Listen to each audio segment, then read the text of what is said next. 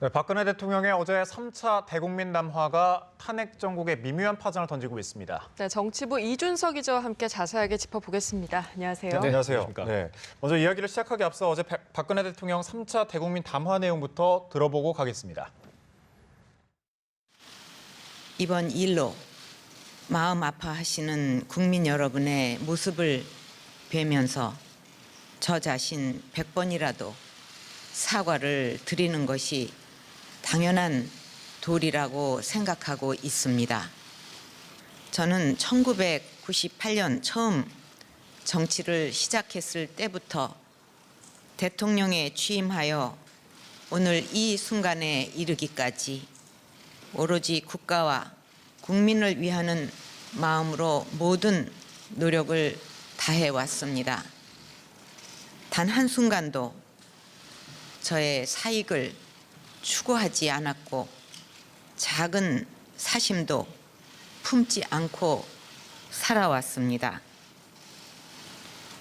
지금 벌어진 여러 문제들 역시 저로서는 국가를 위한 공적인 사업이라고 믿고 추진했던 일들이었고 그 과정에서 어떠한 개인적 이익도 취하지 않았습니다. 저는 제 대통령직 임기 단축을 포함한 진퇴 문제를 국회의 결정에 맡기겠습니다.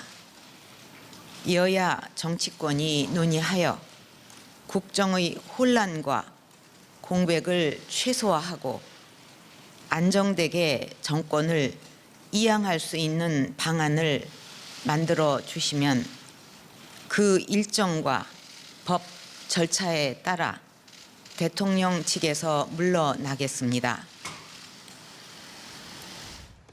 예, 박근혜 대통령으로서는 탄핵안 표결을 앞두고 벼랑 끝에서 승부수를 던진 모습인데 그 의미를 좀 어떻게 봐야 될까요?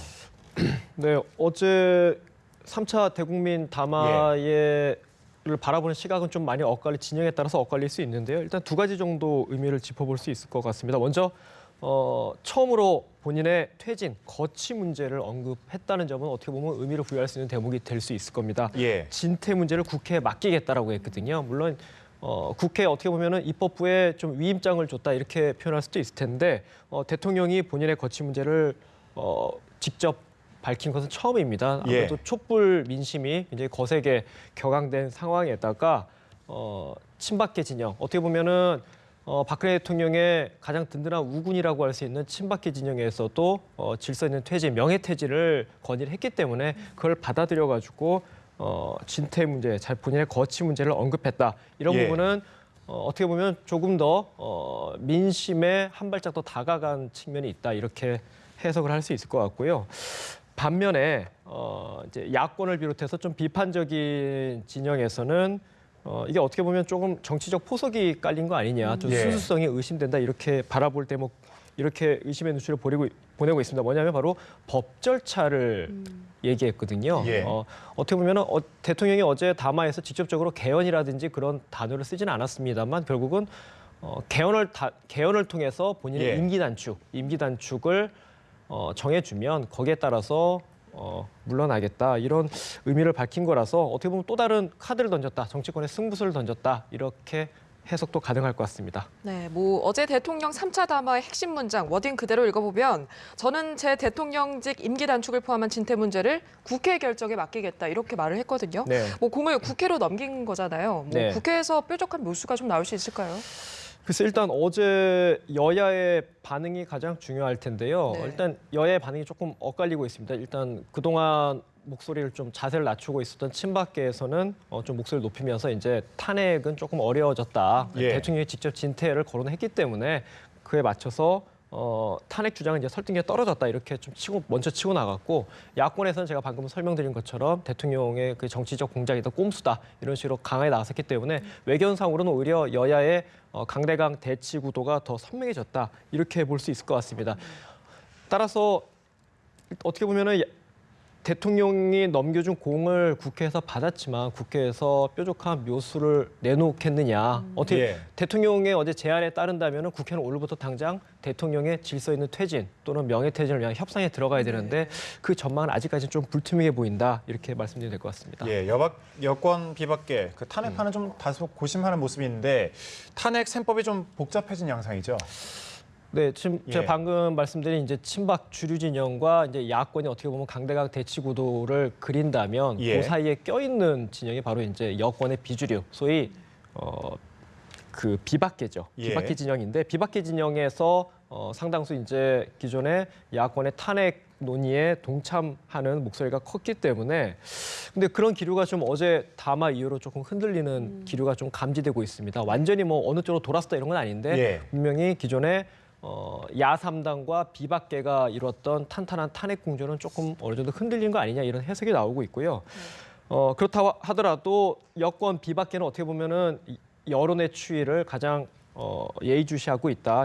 여론의 추이를 보면서 조금 더 스탠스를 잡아가지 않겠냐 이런 관측이 나오는데 어제 일단 여권 비주류 같은 경우도 일단 협상부터 하자 이렇게 제시를 했습니다. 예. 야권 같은 경우는 더 격앙됐기 때문에 협상이 뭐 필요가 있냐 이런 오히려 탄핵으로 계속 밀고 가겠다 이런 기류지만 여권 비박계 동참 없이는 탄핵안 처리는 불가능하거든요. 그렇죠. 현실적으로 표 계산이 안 되기 때문에 근데 일단 비주류가 협상 쪽으로 분위기를 잡았기 때문에 협상의 가능성도 열려 있다 이렇게 볼 수 있고 오늘 방금 전이죠. 이제 비박계에서 또 다른 이제 입장을 좀 새로 좀 더 구체화된 입장을 내놨습니다. 여권 이제 비상시국 회의라고 하는데 거기에 대변인격이 이제 황영철 의원이 이제 회의를 마치고 나서 대통령이 사퇴 시한을 스스로 밝혀달라. 이제 4월 말이 가장 적절하다. 예. 이렇게 입장을 내놨습니다. 이게 어떻게 보면은 기존의 친박계 중진들이 얘기했던 명예퇴진 해법과도 비슷한 것 같은데요. 일단은 탄핵으로 가는 어떤 극단적인 상황보다는 좀 질서인 퇴진 쪽으로 좀 퇴로를 열어주자 이런 쪽으로 다시 한번 어떻게 보면 대통령의 입장 표명을 요구했다 이렇게 볼 수 있을 것 같습니다. 네, 뭐 여권의 반응은 이렇습니다만 야권에서는 뭐 꼼수 부리는 거다. 탄핵 말 그대로 예정대로 진행을 해야 한다. 이런 분위기거든요. 뭐 그렇다고 해도 표결 디데이 12월 2일은 좀 늦춰야 되는 거 아니냐 이런 목소리도 나오고 있다고요. 네, 이 일은 당장 내일 모레인데 그렇죠. 내일 모레 당장 예. 하기는 일단 현재로서는 어려워졌다 이렇게 예. 말씀드리면 될 것 같습니다. 어쨌든 간에 대통령이 어제 3차 대국민 담화가 12월 2일까지 굉장히 빠른 속도로 달려가던 탄핵 흐름에는 일단 제동을 걸었다 네네. 그렇게 볼 수 있을 테고요. 그렇다면 다음 데드라인으로 잡고 있는 지점은 다음 주 금요일 9일입니다. 정기국회 마지막 날이기도 하고요. 이때는 야권으로서는 어쨌든 간에 9일 날은 무조건 처리를 하겠다라는 입장인데 이제 가장 중요한 게 표 계산이거든요. 예. 자칫 탄핵안을 본회의에 상정했다가 부결돼 버리면은 뭐 물론 여권은 물론이거나 야권도 어떻게 보면 책임론에서 자유롭기 어렵기 때문에 무조건 처리된다라는 확신이 서기 전까지는 탄핵안 추진이 쉽지 않을 텐데 예. 지금 야권의 표가 172명입니다. 야권과 무소속을 합쳐서 172명이거든요. 대통령 탄핵안을 가결하려면은 28표가 더 필요합니다. 예. 근데 이게 단순히 비박계 여권에서의 비박계 표가 20표가 있느냐, 28표가 있느냐 이것도 관건입니다만 네. 172표, 야권 172명이 모두 다 동참해서 한 목소리로 그렇죠. 예. 박근혜 대통령 탄핵에 찬성표를 던지느냐 이것도 사실 보장할 수는 없거든요. 야권은 강하게 대우를 주장하고 있지만 여기서 몇 명이라도 이탈표가 생긴다면은 여권에서 찬성표가 더 나와야 됩니다. 이 부분에서 어떻게 보면 지금 200명 탄핵 가결 정족수가 간당간당한 상황이다 이렇게 설명드릴 수 있기 때문에 일단은 야권으로서도 조금 더 디데이를 9일까지 늦추고 일단 표를 확보하는데 최대한 주력하지 않겠냐 이런 쪽으로 지금 분위기가 흐르는 거고 지금 야권이 잠시 뒤에 이제 야3당 대표가 이제 회동을 하는데 이 자리에서 이제 탄핵 디데이를 어떻게 할 거냐 어떻게 보면 전략적인 논의를 할 것 같습니다.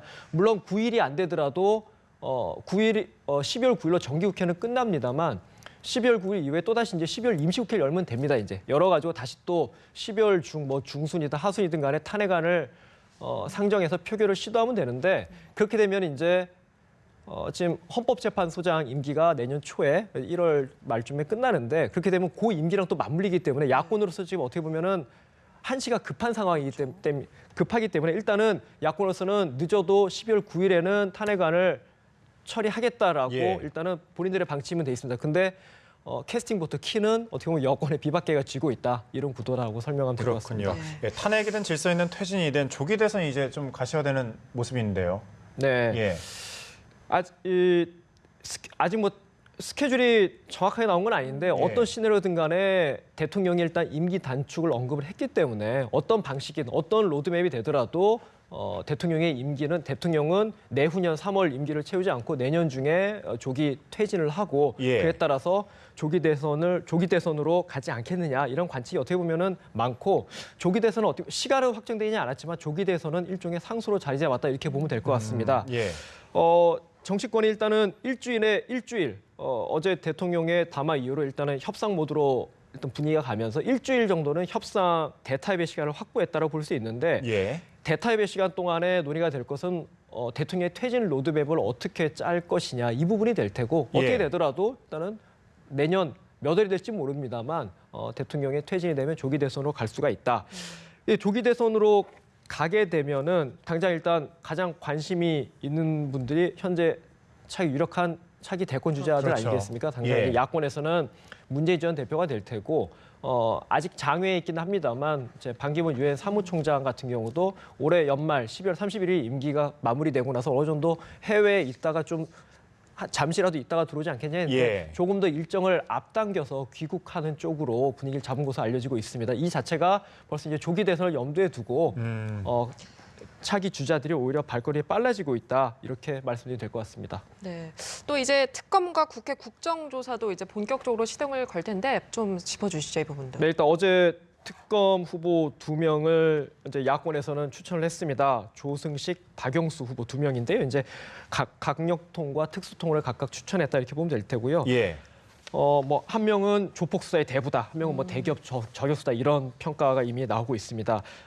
어제 대통령의 대국민 담화를 보면 대통령이 그런 얘기를 했어요. 단 한순간도 사익을 추구하지 않았다, 개인적 이익을 취하지 않았다라고 얘기했었거든요. 이미 대통령이 검찰의 수사는 거부했습니다만, 검찰 조사 거부했습니다만 이제 특검 조사까지 거부하기 좀 어렵지 않겠냐 이렇게 보이고 그렇다면 벌써 이제 특검 수사를 대비해서 어제 그 발언도 특검 수사를 대비해서 자신의 결백을 거듭 강조한 것으로 해석이 되는 대목입니다. 일단 오늘 이르면 오늘 중에 청와대에서 박근혜 대통령이 이 2명 후보 중에서 1명 후보를 지명을 할 것으로 보입니다. 그렇게 되면 특검이 이제 본궤도에 오르면서 제가 계속 말씀드린 이제 정치권 차원의 질서 있는 퇴진 논의와 별개로 수사는 계속 진행이 되게 될 것입니다. 이와 더불어서 이제 또 하나 이제 활동이 들어가는 게 국회 국정조사 특위인데요. 오늘부터 이제 활동을 개시합니다. 소위 이제 최순실 국정조사 특위인데요. 오늘 1차 기간 보고가 오늘 열립니다. 오늘 그러니까 문화체육관광부, 법무부, 대검찰청, 보건복지부, 국민연금공단 어떻게 보면은 이번 최순실 사태와 관련된 상당수 기관들이 보고해가지고 출석해서 이제 여야 국조특위 위원들로부터 이제 질의하는 과정이 벌어지게 됩니다. 그렇군요. 박근혜 대통령 3차 대국민 담화 그리고 탄핵 정국과 관련해서 정치부 이준석 기자와 함께 짚어봤습니다. 고맙습니다. 네.